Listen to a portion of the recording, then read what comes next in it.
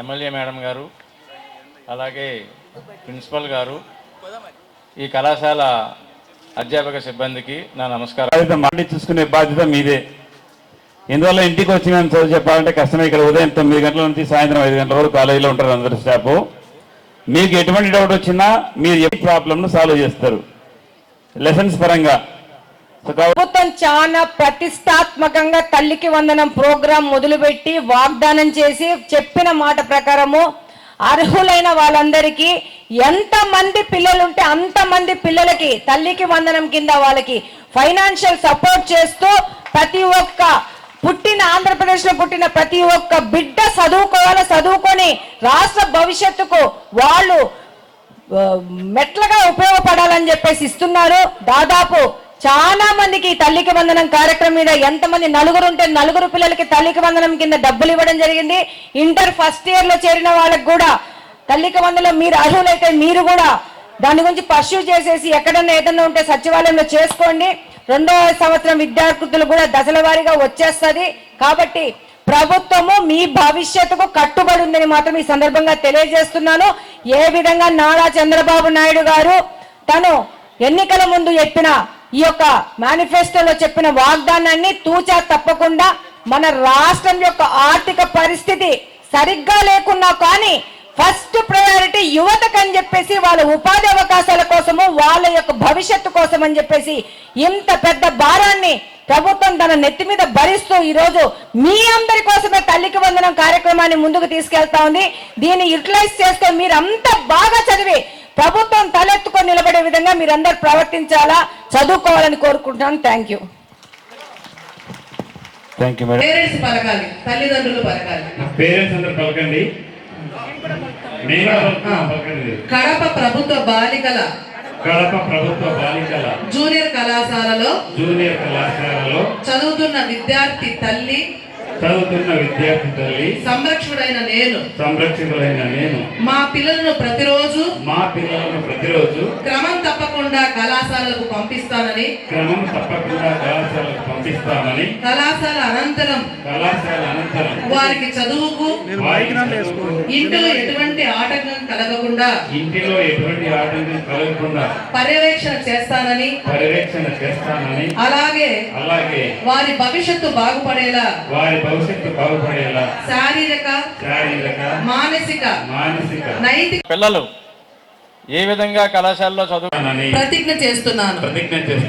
గ్రామంలో పిల్లల కోసం మరియు సమాజం మధ్య వారధిగా మారి సమాజంలోని ఇతర తల్లిదండ్రులను కూడా విద్యా ప్రాముఖ్యతపై చైతన్యవంతంగా గ్రామస్తులకు ప్రేరణగా నిలుస్తాను. నాకు అప్పగించిన బాధ్యతను గౌరవంగా సమర్థంగా నిర్వహిస్తానని నా వంతు బాధ్యతగా వ్యవహరిస్తాను. బాల్య వివాహాలను అరికట్టడంలో నిష్ఠగా వ్యవహరిస్తాను. కళాశాల అభివృద్ధి కార్యక్రమాలలో చురుకుగా పాల్గొని అధ్యాపకులకు ఈ ప్రతిజ్ఞ చేస్తున్నాను. పిల్లల కోసం, వారి భవిష్యత్తు కోసం, సమాజ అభివృద్ధి కోసం బాధ్యతతో నడుచుకుంటానని దేశ నిర్మాణంలో గ్రామస్తులకు ప్రేరణగా నిలుస్తాను. నాకు అప్పగించిన బాధ్యతను గౌరవంగా సమర్థంగా నిర్వహిస్తానని తెలియజేస్తాను. ఈరోజు గురు పౌర్ణిమ సందర్భంగా రాష్ట్ర ప్రభుత్వము మెగా టీచర్ పేరెంట్ మీటింగ్ని ఈరోజు రాష్ట్రం మొత్తం మీద ప్రతిష్టాత్మకంగా మొదలుపెట్టింది.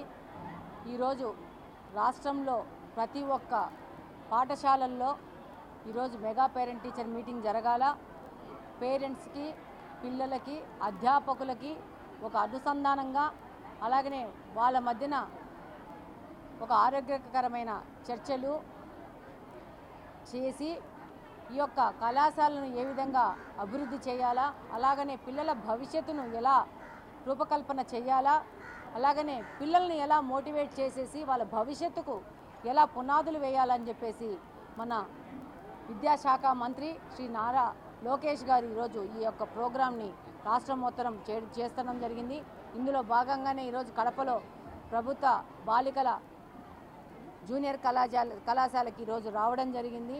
ఈ కళాశాలలో ప్రతి ఒక్క సంవత్సరం దాదాపు 800 పైచిలకు విద్యార్థినులు అడ్మిషన్ తీసుకొని ఉత్తీర్ణులయ్యి అనేక